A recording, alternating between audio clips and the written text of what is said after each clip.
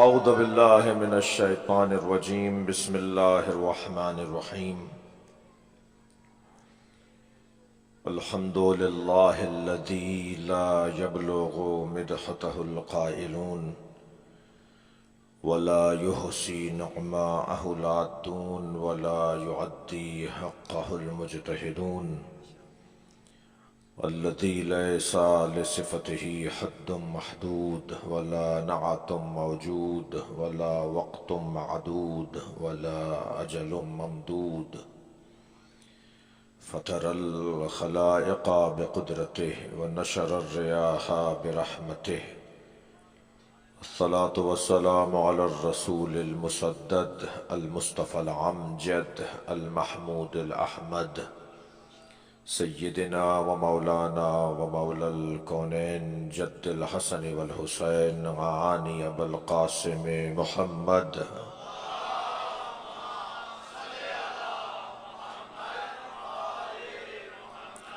وآله الطيبين الطاهرين المعصومين الذين قال الله إنما يريد الله ليذهب عنكم الرجس أهل البيت ويطهركم تطهيرا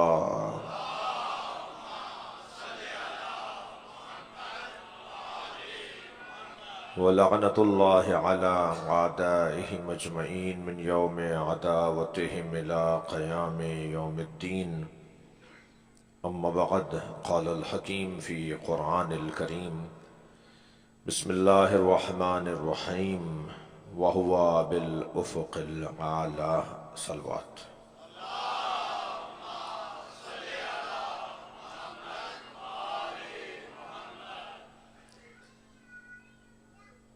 سورہ مبارکہ النجم مرتبہ دعا کر لیجئے، التماس ہے ایک سورہ فاتحہ کے لیے گدی نشین دربار و متولی مسجد امام بارگاہ دربار حضرت سخی شاہ پیارا یعنی سید فتح دریا شاہ کاظمی اور حاضرین کے مرحومین کے لیے ایک سورہ فاتحہ تلاوت۔ بسم اللہ الرحمن الرحیم الحمدللہ رب العالمین الرحمن الرحیم مالک یوم الدین ایاک نعبد و ایاک نستعین اهدنا الصراط المستقیم صراط الذین انعمت علیہم غیر المغضوب علیہم ولا الضالین۔ بسم اللہ الرحمن الرحیم قل هو اللہ احد اللہ الصمد لم یلد ولم یولد ولم یکن له کفوا احد۔ بسم اللہ الرحمن الرحیم قل هو اللہ احد اللہ الصمد لم یلد ولم یولد ولم یکن له کفوا احد۔ اللہم صل علی محمد وعلی محمد۔ شاہ پیارا اسلامک ویلفیئر ٹرسٹ اور قائم کمیٹی دربار حضرت شاہ پیارا کی ترقی، تعالی، بہتری اور زیادہ سے زیادہ توفیقات خیر کے اضافے کے لیے بلند تر صلوات پڑھیں گے۔ اللہم صل علی محمد وعلی محمد۔ اور دعا فرمائے حاضرین کے تمام حاجات اس اللہ کے ولی کے توسط سے پوری ہوں، اور خاص طور پر سید واصف حسین شاہ کاظمی اور ان کے برادران کی صحت و سلامتی، آپ سب کی حاجات کی برابری کے لیے بلند تر صلوات پڑھیں گے۔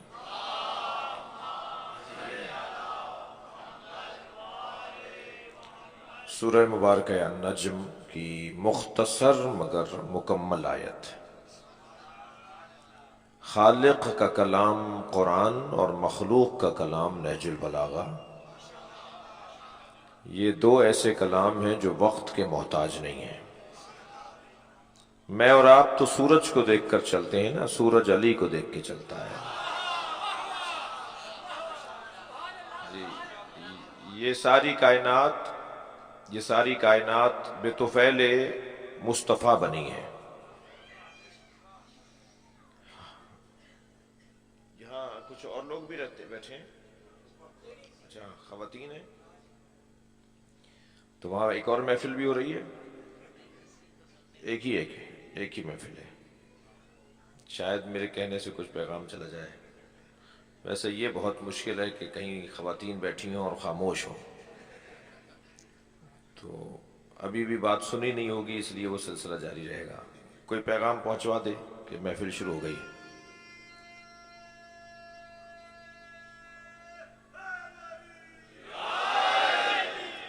سورہ مبارک ہے النجم. آپ لوگ تھکے ہوئے تو نہیں ہیں؟ بڑی عنایت، بہت شکریہ. میں سرکار کی خدمت میں آپ کو اپنے ساتھ کچھ دیر رکھنا چاہتا ہوں. وَهُوَ بِالْأُفُقِ الْأَعْلَىٰ، میرا نبی سب سے بلند جگہ پر ہے. اللہ نے جسے بلند بنایا ہو اسے محمد کہتے ہیں. اللہ نے جسے عالی بنایا ہو اسے علی کہتے ہیں.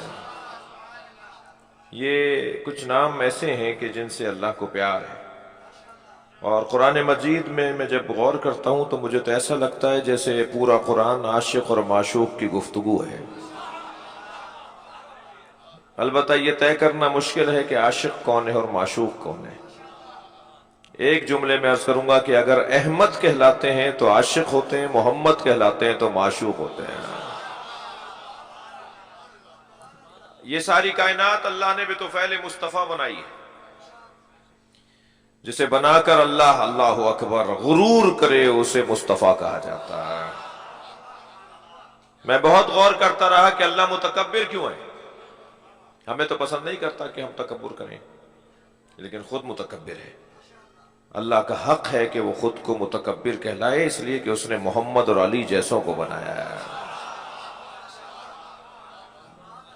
جب نبی اللہ کے آگے سجدہ کر رہا ہو، جب علی جیسا وجود اللہ کے آگے سجدہ ریز ہو، تو حق ہے کہ پھر وہ کہلوائے اللہ اکبر. اسے بڑا کوئی نہیں ہے، اسے اونچا کوئی نہیں ہے. بات کہاں سے شروع ہو، بات کا آغاز کیا ہو، اور بات کمال تک کہاں پہنچے، میں تو بس بات کو اس طرح سے شروع کرتا ہوں کہ جس کا نام ہی میٹھا ہو. دیکھیں محمد، سب مل کر کہیں محمد. 2 دفعہ لب ملتے ہیں نا، محمد محمد. یہ لبوں کو جوڑنے والا نام ہے. جس کا کام جوڑنا ہو اسے محمد کہا جاتا ہے. جس کا کام محبت دینا ہو، پیار دینا ہو. جی عجیب نام ہے. جتنا غور کرتے چل جائیں اس نام پر حسن ہی حسن دکھائی دے رہا ہے. میم ہا میم میم دال، کیونکہ میم پہ تشدید ہے. محمد 2 میم ہے نا. میم ہٹا دیجئے، حمد کثرت سے تعریف کرنے والا. ہا ہٹا دیجئے، ممد مددگار.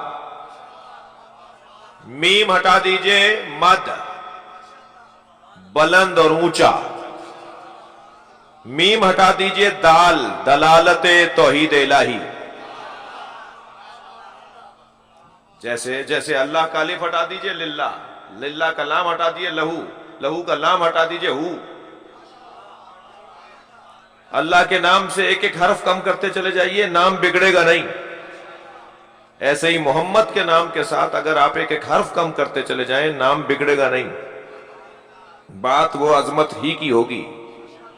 اللہ اکبر. اس نام سے اللہ کو کتنا پیار ہے اس کا اندازہ لگائیے. لا الہ الا اللہ مکمل جملہ ہے یا نہیں؟ عربی زبان میں 2 مکمل جملوں کے درمیان واو کو لایا جاتا ہے، جسے واو استینافیہ کہا جاتا ہے. اور اگر پچھلا جملہ اگلے جملے سے جڑا ہوا ہو تو واو عاطفہ بھی شاید کہلایا جائے. لیکن واو لگایا جاتا ہے ایک جملہ مکمل ہو جانے کے بعد دوسرا جملہ لاتے وقت. لا الہ الا اللہ مکمل جملہ ہے یا نہیں؟ محمد الرسول اللہ مکمل جملہ ہے. علی ولی اللہ مکمل جملہ ہے. مگر لا الہ الا اللہ کہنے کے بعد آپ واو نہیں لگاتے، نہیں کہتے لا الہ الا اللہ و محمد الرسول اللہ و علی ولی اللہ. آپ تو سیدھا کہتے ہیں نا، لا الہ الا اللہ محمد الرسول اللہ علی ولی اللہ. توجہ ہے حضرات کی؟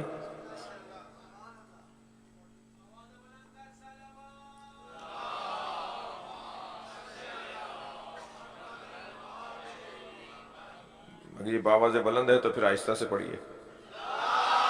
اللہم صلی علی محمد. اس سے بھی بلند ممکن ہے تو بڑھا دیا کیجئے.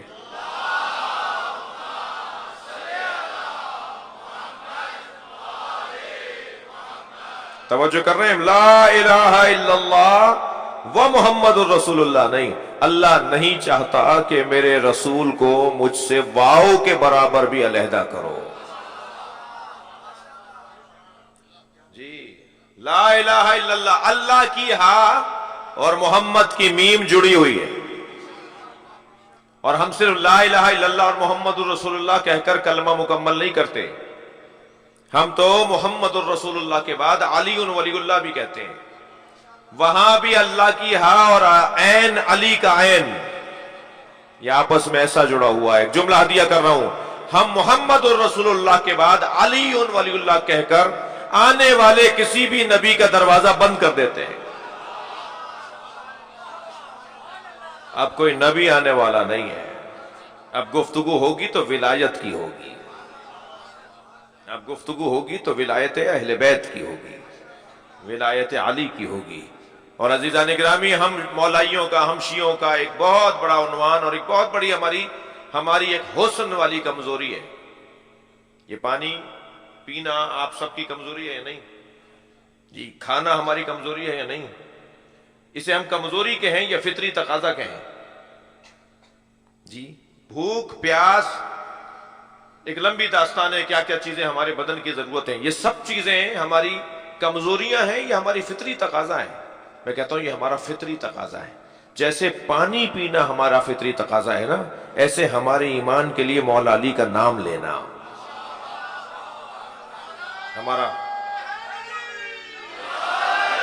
ہمارا فطری تقاضا ہے۔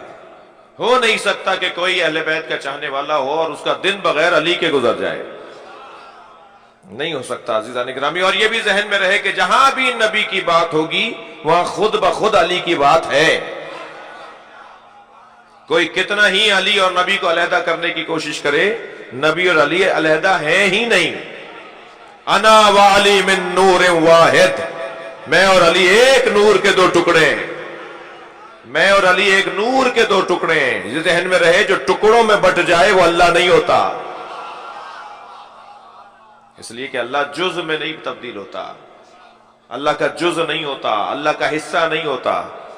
حصہ اگر بنائیں گے تو وہ دوسرے حصے کا محتاج ہوتا ہے، اور جو محتاج ہو وہ سمد نہیں ہوتا۔ اللہ حصوں میں تقسیم نہیں ہوگا، لہذا نبی نے پہلے ہی مرحلے پہ الجھن دور کر دی، میں اور علی ایک نور کے دو حصے ہیں۔ انا وعلی ابوا ھذہ الامہ، میں اور علی اس امت کے دو باپ ہیں۔ یا رسول اللہ، دو باپ کی نسبت تو مانوس نہیں ہے۔ سرکار کی آواز آئے گی، ذرا غور سے دیکھو، میرے بغیر اور علی کے بغیر امت کی تربیت مکمل نہیں ہوگی۔ امت کی تربیت مکمل جب ہوگی جب میرے ساتھ تم علی کو ملاؤ گے۔ لہذا سرکار کی 23 برس کی نبوی حیات میں امت بالغ نہیں ہوئی، امت کو بلوغت تک پہنچانے کے لیے ایک اور وجود چاہیے جسے علی کہا جاتا ہے۔ لہذا میرے مولا کے 4 سال 4 مہینے کا دور حکومت ہو یا 25 سالہ دور سکوت ہو، میرے مولا نے تقریباً 30 سال کی مدت کے اندر جو دور گزارا ہے، اس دور میں امت کو بالغ کیا ہے۔ اور امت جب بالغ ہو جائے گی تو باپ کا کام مکمل ہو جائے گا۔ بھائی اگر نابالغ بچہ کسی کا شیشہ توڑ کر آ جائے تو ماں باپ کو پیسہ بھرنا پڑتا ہے، لیکن اگر بالغ بچہ کسی کا نقصان کر کے آئے تو ماں باپ ذمہ دار نہیں ہوتے۔ یہیں ایک جملہ کہہ دیتا ہوں، اگر بالغ بچے کے ماں باپ ذمہ دار نہیں ہیں تو 1400 سال پہلے اگر کوفے والوں کا رنگ ہماری طرح کا تھا تو ہم ان کے کاموں کے ذمہ دار کیسے ہوں گے؟ صلوات پڑھ لیں محمد و آل محمد۔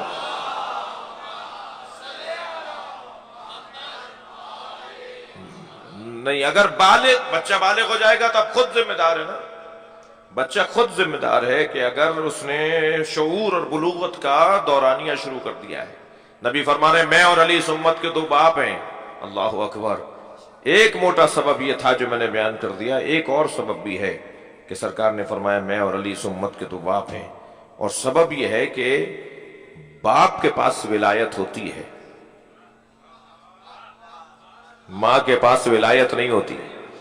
ماں کا احترام بہت ہے مگر ولایت باپ کے پاس ہے۔ باپ اگر اجازت دے گا تو لڑکی کی شادی ہوگی، باپ اجازت نہ دے اور اماں کہیں کہ میں اجازت دے رہی ہوں، باپ سے اجازت نہ لیجئے، شریعت اجازت نہیں دے رہی ہو۔ محتاط علماء نکاح نہیں پڑھاتے، باپ کو ولایت حاصل ہے، ماں کو احترام حاصل ہے۔ شاید پیغمبر نے یہی فرمایا ہے کہ اگر کسی میدان میں کوئی ماں اس باپ کے مقابل آ جائے تو یہ نہ دیکھنا کہ ماں کیا کہہ رہی ہے، یہ دیکھنا تمہارا باپ کیا کہہ رہا ہے۔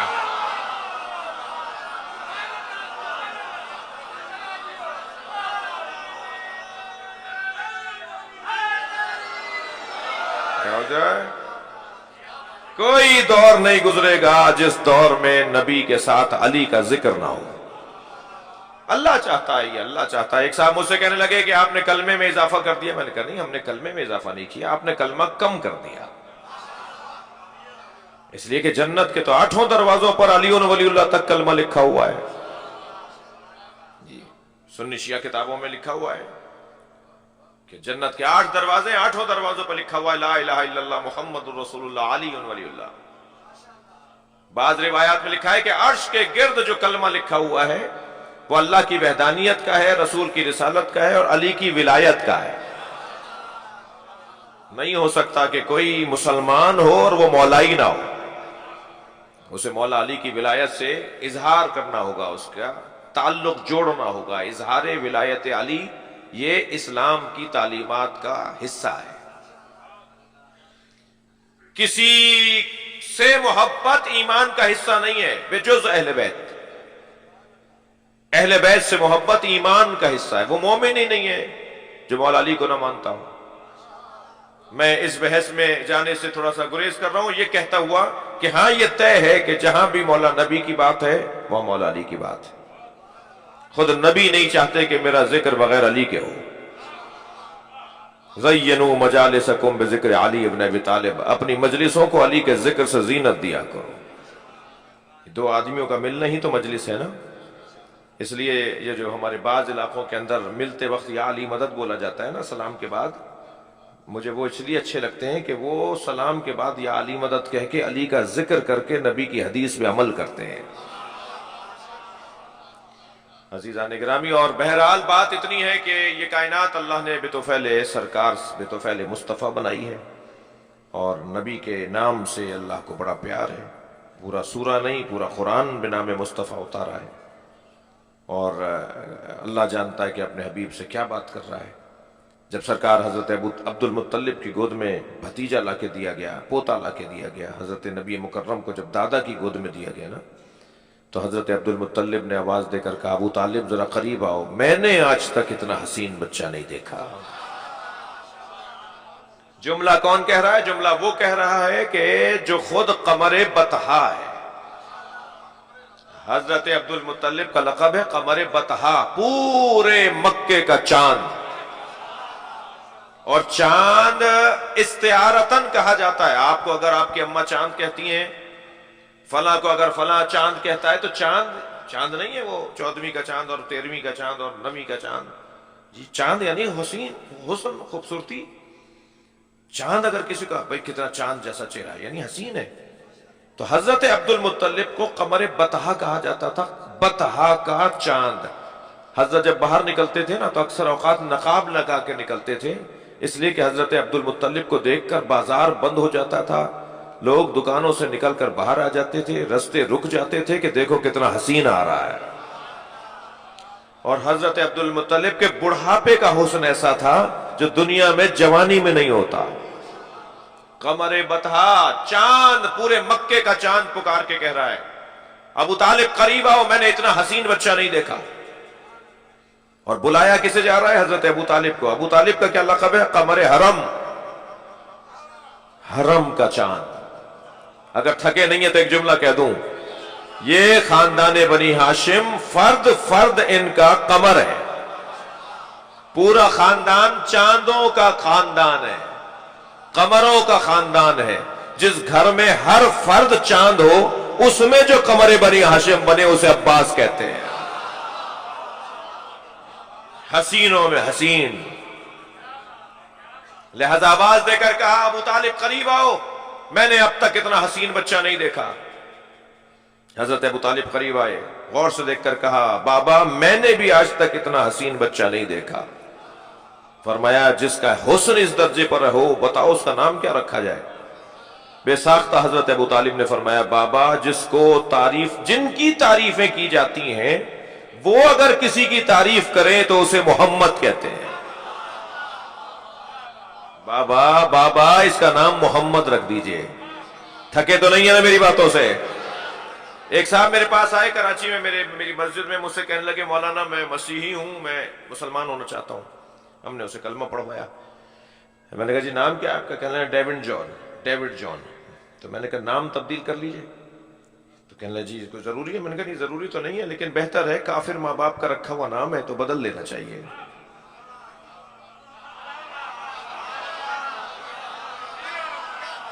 کسی میں جرت ہے تو محمد نام بدل کے دکھاؤ. صلوات پڑھیں گے محمد و آل محمد پر.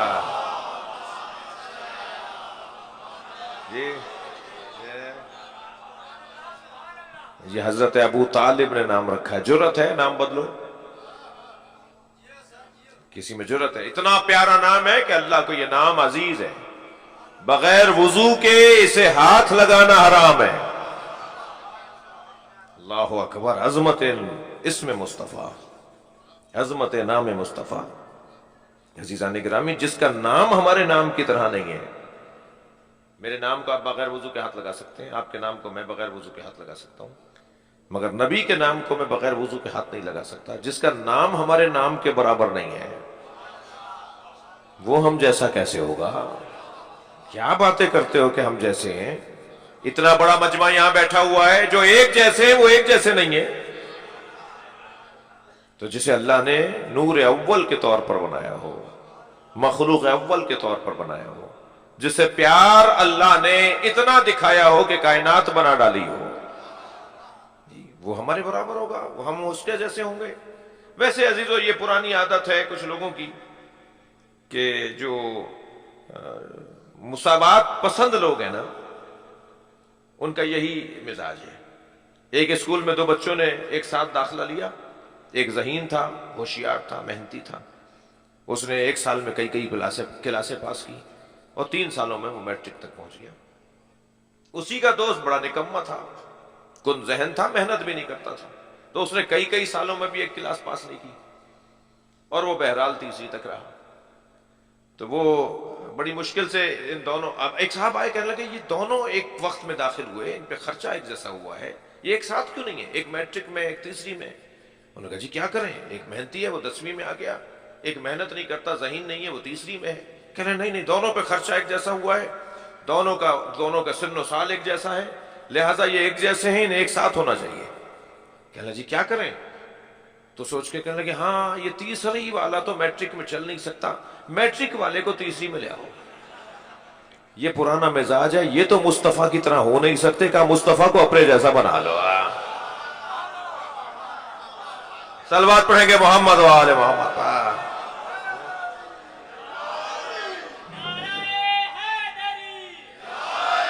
اللہ نے انہیں ہم جیسا نہیں بنایا. مجھے پتا ہے میرے تنظیمی دوست بھی یہاں تشریف فرمائے، وہ کہیں گے جب ہم جیسا نہیں بنایا تو پھر ہمارے لیے نمونہ عمل کیوں ہے؟ اگر وہ ہم جیسے نہیں ہیں تو ہمارے لیے اسوہ حسنہ کیوں ہے؟ میں مزاجوں سے آشنا ہوں اور میں اس کا حل بھی رکھتا ہوں. اگر وہ ہم جیسے ہیں تو پھر ہمارے لیے نمونہ عمل کیوں ہیں؟ پھر ہم کیوں نہیں ہے کسی اور کے لیے نمونہ عمل؟ بھائی نمونہ عمل ہونا ہی دلیل ہے کہ ہم جیسے نہیں ہیں. ان کا ہمارے لیے آئیڈیل ہونا، اسوہ حسنہ ہونا دلیل ہے کہ ہم جیسے نہیں ہیں. اور یہ تو اللہ کی خالقیت کا کرشمہ ہے کہ اس نے کسی کو کسی جیسا نہیں بنایا.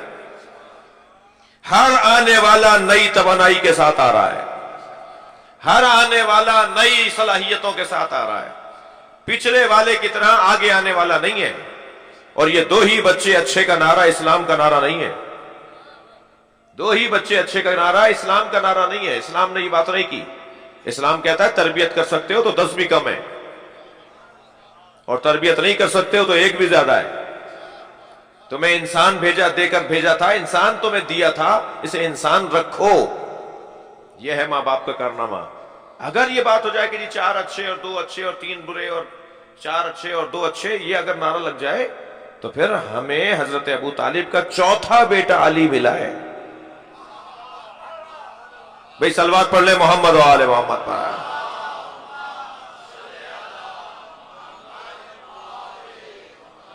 توجہ کر لیا آپ نے؟ نہیں عزیزان گرامی، اللہ نے اس ذات کو بڑی عظمتوں کے ساتھ سجایا ہے. میں حسان ابن ثابت کے 4 مصرے آپ کو سنا کر اپنے مدعا کو روشن کروں. شاعر مصطفیٰ ہیں، سرکار دو جہاں کے شاعر ہیں حضرت حسان ابن ثابت رضی اللہ تعالی عنہ. انہوں نے 4 مصروں میں نبی کی عظمت کو بیان کیا ہے، نعت کے انداز میں. نعت کہہ رہے ہیں سرکار کی ذات میں. احسن من کا لم ترا قط عینی، تم جیسا حسین تو میری آنکھوں نے دیکھا ہی نہیں. یہ حضرت حسان ابن ثابت کا پہلا مصرع. احسن من کا لم ترا قط عینی، تم جیسا حسین، تم سے بڑا حسین تو میری آنکھوں نے دیکھا ہی نہیں ہے.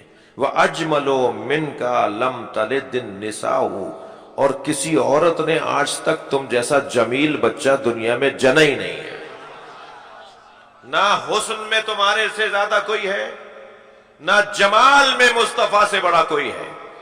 اب تیسرا مصرع سنیں. خُلِقْتَ مُبَرَّعًا مِنْ كُلِّ عَيْبٍ، اللہ نے آپ کو ہر عیب سے مبرہ بنایا ہے. حضرت حسان ابن ثابت کا تیسرا مصرع.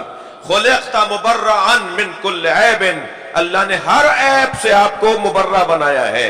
چوتھا مصرع سنیں. كَأَنَّكَ قَدْ خُلِقْتَ مَا تَشَاءُ، لگتا تو ایسا ہے کہ گویا اللہ نے آپ ہی سے پوچھا کہ تجھے کیسے بناؤں.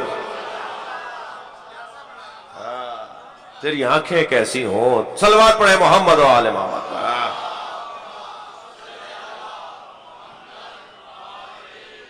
تیرے ہاتھ کیسے ہوں، تیری زبان کیسی ہو. لہذا اب کیسا بنایا اللہ نے؟ خلقت کأنک قد خلقت ما تشاء. لگ ایسا رہا ہے کہ اللہ نے خود پوچھا اے محمد بتا تجھے کیسا بناؤں. اب یہ مولا علی سے کوئی پوچھے کہ اللہ نے نبی کو کیسا بنایا ہے. دیکھیے ہمیں مصطفیٰ چاہیے، ہمیں عصر مصطفیٰ میں پلٹنا ہے، اور عصر مصطفیٰ ختم نہیں ہوا ہے. قائد اعظم سے کسی نے پوچھا آپ سنی ہے یا شیعہ؟ کہنے لگے عصر مصطفیٰ کا مسلمان ہوں. نبی کے زمانے کے مسلمان بن جاؤ، ساری الجھنیں ختم ہو جائیں گی. ہمیں سب کچھ نبی کے زمانے سے ملا ہے. بڑی اونچی بات کر رہا ہوں، اللہ بھی ہمیں محمد سے ملا ہے. قل هو اللہ احد، تم کہہ دو وہ اللہ احد ہے. تو خود کیوں نہیں کہہ رہا تو احد ہے؟ اللہ پیغام دینا چاہتا ہے جو محمد کے بغیر اللہ مانتا ہے وہ اللہ نہیں مانتا. محمد والا اللہ چاہیے، جو اللہ نبی سمجھائے وہ اللہ چاہیے. جی پروردگار عالم نے اپنے حبیب کو سجا کر بھیجا ہے. ہر کمال اللہ نے اپنے حبیب کو عطا کیا ہے. جی میرے مولا علی، ہم کس سے لیں؟ نبی کس سے لیں؟ کس سے ملیں گے سرکار ہمیں؟ خدا نخواستہ آپ کے اس بڑے چوراہے کے اوپر 2 بڑی گاڑیوں میں ٹکر ہو، ایک آواز ایجاد ہو، لوگ بھاگیں دیکھنے کے لیے کہ کیا ہوا ہے. جنہوں نے 2 گاڑیوں کو خدا نخواستہ لگتے ہوئے دیکھا، کچھ لوگوں کو مرتے ہوئے، کچھ لوگوں کو زخمی دیکھا، انہوں نے ایک منظر دیکھا. وہ کھڑے رہے، ان کی آنکھوں کے سامنے زخمی اور مردے لے جانے لگے، جنازے لے جائے جانے لگے. کچھ دیر کے بعد گاڑیاں بھی لے جائی گئیں، کچھ دیر بعد روڈ بھی صاف کر دیا گیا. وہ دیکھتے رہے. حادثے کے کچھ 2 گھنٹے کے بعد ایک صاحب پہنچے. انہوں نے دیکھا کہ صاحب جنازہ تو کوئی نہیں ہے، زخمی بھی کوئی نہیں ہے، 2 گاڑیاں کھڑی ہیں. حادثے کے 4 گھنٹے بعد کوئی 2 صاحب پہنچے. انہوں نے دیکھا جی آثار حادثے کے تو ہیں، مگر کتنے لوگ مرے ہیں کتنے زخمی ہیں کچھ نہیں پتا. کچھ لوگ اور دیر سے پہنچے تو گاڑیاں بھی وہاں سے ہٹا دی گئی تھیں اور روڈ صاف کر دیا گیا تھا. اب واقعہ تو ایک ہے مگر روایات مختلف ہیں. کوئی کہے گا ایسا ہوا، کوئی کہے گا غلط کہتا ہے ایسا نہیں ہوا، کوئی کہے گا یہ غلط کہتا ہے ایسا نہیں ہوا. عزیزان گرامی، کوئی نبی کا 2 سال کا ساتھی ہے، کوئی 10 سال کا ساتھی ہے، کوئی 15 سال کا ساتھی ہے. ہمیں تو نبی اس سے چاہیے جو نبی کی گود میں آیا ہو اور اس وقت تک ساتھ چھوڑ کر نہ گیا ہو جب تک کہ تدفین نہ کر دیا ہو. ہمیں علی بتائیں گے کہ نبی کیسے تھے. تھک گئے آپ؟ مولا علی بتائیں گے کہ نبی کیسے تھے۔ میری مولا سے پوچھا کسی نے، یا علی صف لنا نبینا کأننی نراہ، یا علی ہمیں نبی ایسے بتائیں کہ نبی کیسے تھے کہ گویا ہم اپنی آنکھوں سے انہیں دیکھ رہے ہیں۔ اب مولا علی بتائیں گے کہ نبی کیسے تھے۔ فرمایا لکل عضو معجزۃ، ہر عضو کے لیے اللہ نے نبی کا ایک معجزہ رکھا تھا۔ نبی کے بالوں کا معجزہ، نبی کی آنکھوں کا معجزہ، نبی کے لبہائے مبارک کا معجزہ، نبی کے آنکھ سے اگر آنسو آ جائے تو اس کا معجزہ، اللہ اکبر، نبی کے لعاب دہن کا معجزہ، گفتگو کرتے وقت اگر ایک ذرہ لعاب دہن کسی پر جا کر لگ جاتا تھا نا تو 10 دفعہ دھونے پر بھی خوشبو نہیں جاتی تھی۔ سرکار دو جہاں کے آنکھوں کا معجزہ، سرکار کے ناخن پا، ناخن دست کا، ہاتھوں کے ناخنوں کا معجزہ، نبی مکرم کے معجزات مولا کائنات بیان فرما رہے ہیں۔ فرماتے ہیں سرکار اللہ اکبر جب چلتے تھے نا، حدیث سنے مولا کی، کلما مشى مع احد، جب میرے نبی کسی کے ساتھ چلتے تھے نا تو اگر کوئی لمبے قد والا نبی کے ساتھ چلتا تھا اس کا قد چھوٹا ہو جاتا تھا، نبی کے قد سے اس کا قد اونچا نظر نہیں آتا تھا۔ اللہ نہیں چاہتا کہ میرے مصطفیٰ سے کوئی بڑا نظر آئے، میرے مصطفیٰ سے کوئی قد میں اونچا نظر آئے۔ کسی جانور پہ بیٹھ جاتے تھے تو جانور بوڑھا نہیں ہوتا تھا، لم یسن ولم یحرم، نہ وہ بوڑھی ہوتی تھی سواری اور نہ ہی وہ بیمار ہوتی تھی، اس لیے کہ نبی اس کے اوپر بیٹھ گئے۔ نبی کسی جانور پر بیٹھ جائے تو وہ بیمار نہیں ہوتا۔ میرے مولا نے فرمایا نبی کے سب پیروں میں اگر کوئی سخت پتھر آ جاتا تھا اور سرکار کے پیروں کو وہ تکلیف دیتا تھا تو سرکار کا ارادہ ہوتا تھا اور اس پتھر پہ نبی کا پیر آ جاتا تھا، پیروں کے نشان آ جاتے تھے، قدم گاہ بن جاتا تھا۔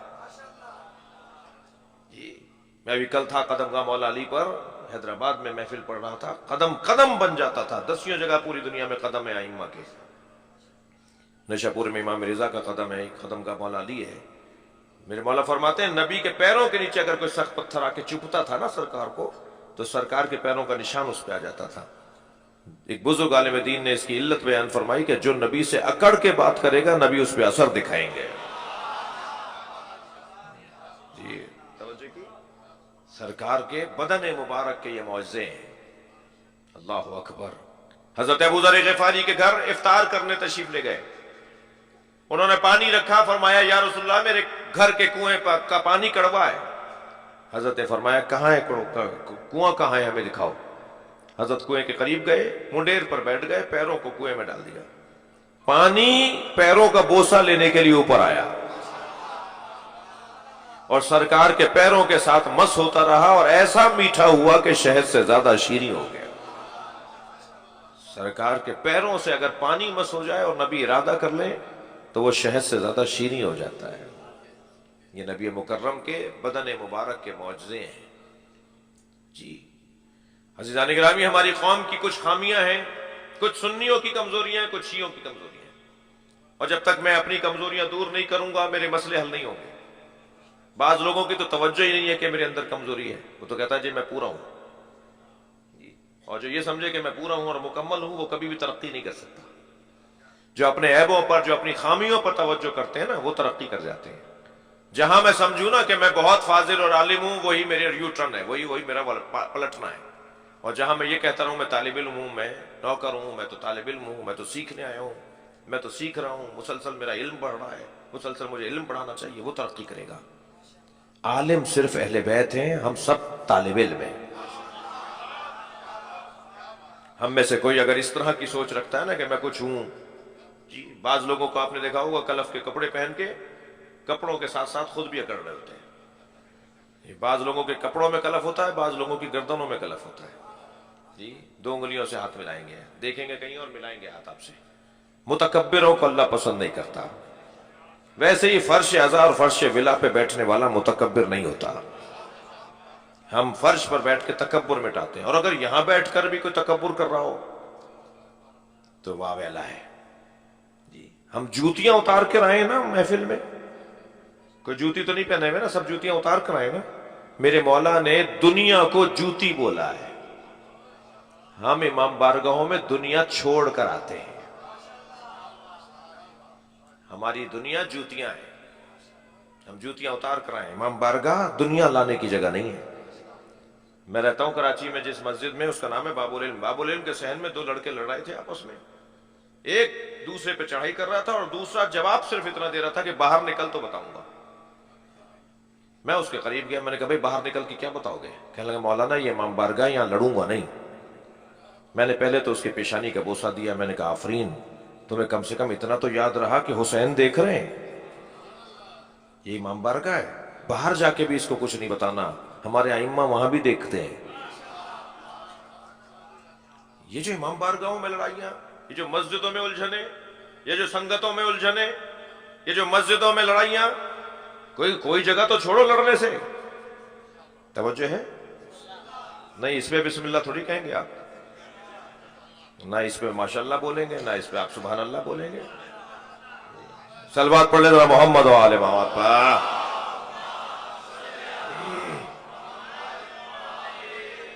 خدا کے لیے کون کہاں مولا علی کا نام لیتا ہے، کون کہاں نام نہیں لیتا. علی لڑنے کا عنوان نہیں ہے، مولا جوڑنے کا نام ہے، توڑنے کا نام نہیں ہے. مجھے اس کی اور اس کو میری، اور آپ کو اس کی اور اس کو آپ کی مخالفتوں کو بند کرنا پڑے گا. اپنی مجلسوں کو پیار دینے کی جگہ بنانا پڑے گا. اگر میں اپنی اس مجلس کے اندر، اپنی اس محفل کے اندر اپنی قوم کی الجھنوں کو لے کے بیٹھ جاؤں گا، کل سے سنی نہیں آئے گا مجلس میں. اور اگر حسین کا ایک مرید بھی میں نے روک دیا آنے سے، تو کل حسین کو جواب مجھے دینا ہے. تمہاری تقریر میں، تمہارے بیان میں، تمہاری مجلس میں، تمہارے امام بارگاہ میں میرا چاہنے والا ایک سنی برابر آتا تھا، تمہاری وجہ سے وہ اب نہیں آ رہا، مجھے جواب دینا پڑے گا. اور ہم تو ویسے ہی مسجد کے اندر مجلس نہیں کرتے جی، مسجد میں ہم مجلس نہیں کرتے. شیعوں کے پاس پیسے زیادہ ہیں، مسجد بھی بناتے ہیں، امام بارگاہ بھی بناتے ہیں. ہم اس لیے امام بارگاہ بناتے ہیں کہ مسجد میں ہندو نہیں آ سکتا، عیسائی نہیں آ سکتا، یہودی نہیں آ سکتا، مگر امام بارگاہ حسین کا خیمہ ہے، ہر آنے والے حر کے لیے کھلا رہنا چاہیے. کسی کے لیے کوئی پابندی نہیں ہے. برابر میں بیٹھنے والے سے مجھے حق نہیں پہنچتا کہ میں پوچھوں شناخت کارڈ دکھاؤ، شیعہ ہو یا سنی ہو. مجھے حق نہیں پہنچتا. جو بھی امام حسین کا چاہنے والا ہے وہ مجلس میں، محفل میں آ سکتا ہے. اور اگر اس مجلس اور محفل میں وہ آ جائے اور میں اپنی الجھنیں لے کے بیٹھ جاؤں، وہ کہے گا جی یہ اپنی لڑائیوں سے ہی باز نہیں آ رہے، کل سے تو میں نہیں آ رہا مجلس میں. خدا کے لیے اگر میں نے ایک حسین کا چاہنے والا بھی کم کر دیا تو اس کا جواب مجھے دینا ہوگا. برداشت بڑھائیے، تحمل مزاجی بڑھائیے، ہمت بڑھائیے، حوصلہ بڑھائیے، صبر کو بڑھائیے. میں ان بچوں سے کہہ رہا ہوں بزرگ کوئی مجھ سے خفا نہ ہو. جی عزیزان گرامی، دو چیزوں پہ لڑائی نہیں ہونی چاہیے، ایک قرآن پر، ایک علی پر. نہ قرآن لڑنے کا موضوع ہے، نہ مولا علی لڑنے کا موضوع ہے.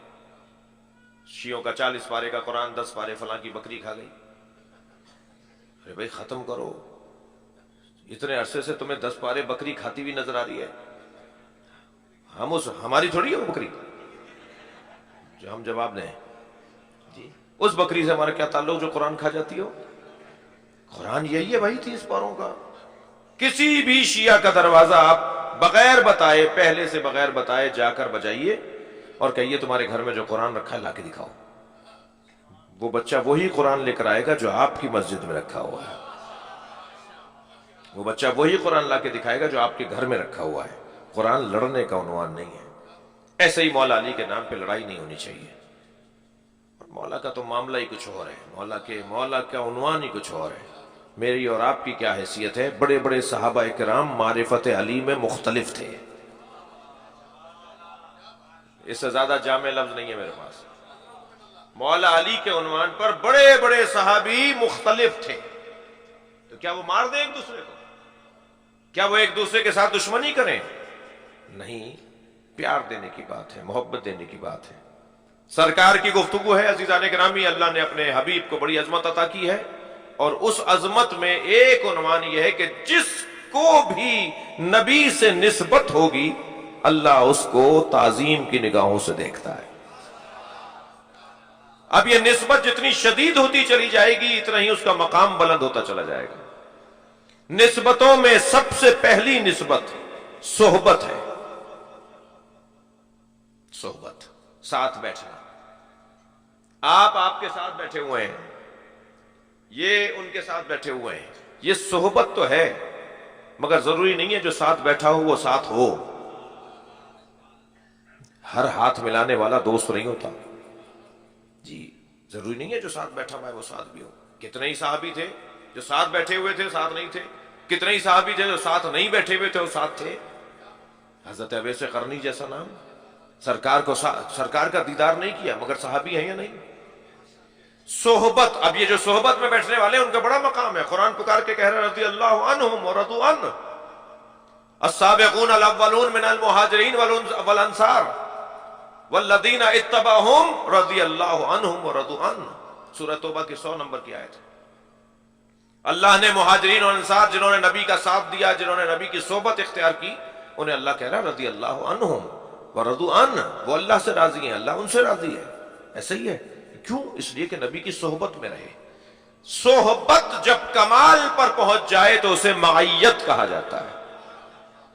ہر ساتھ بیٹھنے والا ساتھ نہیں ہوتا، اور ساتھ بیٹھنے والا جب ساتھ ہو جائے تو اسے کہا جاتا ہے محمد الرسول اللہ والذین معہ اشداء علی الکفار ورحماء بینہم. محمد رسول اللہ اور محمد رسول اللہ کے ساتھ رہنے والے. اب یہ صحبت سے بڑا درجہ ہے، صحابیت سے بڑا درجہ ہے معیت. جو معیت مصطفیٰ میں آ جائے اس کی پہلی صفت یہ ہے کہ اشداء علی الکفار، وہ کافروں پر شدید ہوتا ہے اور آپس میں رحیم ہوتے ہیں. اب اگر کوئی کافروں سے ڈرتا ہو اور آپس میں لڑتا ہو تو وہ جب معیت کا عنوان نہیں رکھتا تو صحابیت کا عنوان کیا رکھے گا؟ تو صحابیت کا ایک عنوان یہ ہے کہ وہ معیت تک پہنچے، اور معیت کی نشانی یہ ہے کہ وہ کافروں پر شدید ہو اور مومنوں میں رحیم اور رؤوف ہو. اچھا پہلے کافر طے پائیں گے پھر یہ شدید ہوں گے کہ یہ کافر تو ہم ان پر شدید ہو جائیں. ہاں عام صحابی کے لیے تو یہی کیفیت ہے. عام صحابی عموماً صحابہ کرام کا تو یہی مقام ہے کہ کافروں کو وہ شدید ہوتے ہیں، پہلے کافر طے ہو گیا یہ کافر ہے، یہ پھر شدید ہو جاتے ہیں. لیکن جو معیت کے درجے پر پہنچ جاتا ہے نا، وہ جس سے ناراض ہو جائے وہی کافر ہوتا ہے. بھائی یہ تھوڑا گردن ہلا دیجئے اگر میری بات جا رہی ہے. اب ذرا اس حدیث کو سن لیجئے. یا علی حبو کا ایمان و بغضو کا کفر. یا علی جو تم سے نفرت کرتا ہے وہ کافر ہے، جو تم سے پیار کرتا ہے وہ مومن ہے. والذین معہ. اب یہاں صحبت سے بڑا درجہ ہے معیت کا، اور معیت جب کمال پر پہنچے تو اسے منیت کہا جاتا ہے. حسین منی وانا من حسین. اللہ اکبر. جنگ احد میں میرے مولا علی جب تنہا لڑ رہے تھے نا تو جبریل نے آ کر نبی کے برابر میں بیٹھتے ہوئے کہا یا رسول اللہ دیکھ رہے ہیں آپ کا علی کیسے لڑ رہا ہے؟ تو نبی نے بے ساختہ فرمایا کیف لا انہ منی وانا منہ. کیسے نہ لڑے، میں اس سے ہوں وہ مجھ سے ہے. اب یہ صحبت کا کمال ہے معیت، اور معیت کا کمال ہے منیت. اور منیت جب کمال پر پہنچے تو اسے عینیت کہا جاتا ہے. اب یہ دو نظر نہیں آئیں گے، یا رب و من تحت الکسا، یا اللہ چادر میں کون ہے؟ بھائی جبریل پوچھ رہے ہیں چادر میں کون ہے، اس لیے کہ یہ عینیت میں تبدیل ہو گئے، اور جب عینیت میں ڈھل جائیں تو پتہ نہیں چلتا کہ علی کون ہے، حسن کون ہے، حسین.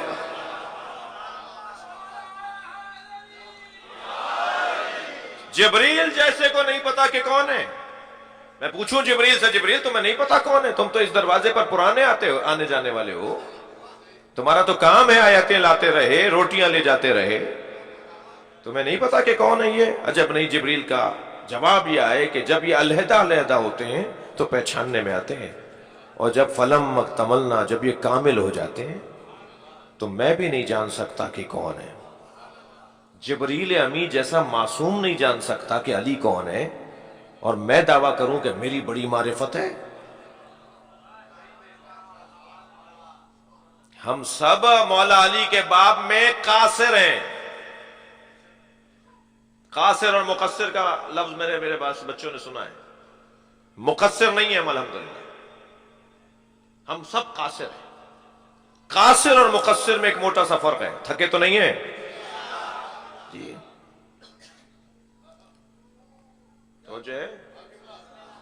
قاصر اور مقصر میں ایک موٹا سا فرق ہے۔ قاصر اسے کہتے ہیں جس کے بس کی بات نہ ہو جی، مجبور ہے، ہمارے بس کی بات نہیں ہے مولا علی کو پہچاننا اور سمجھنا۔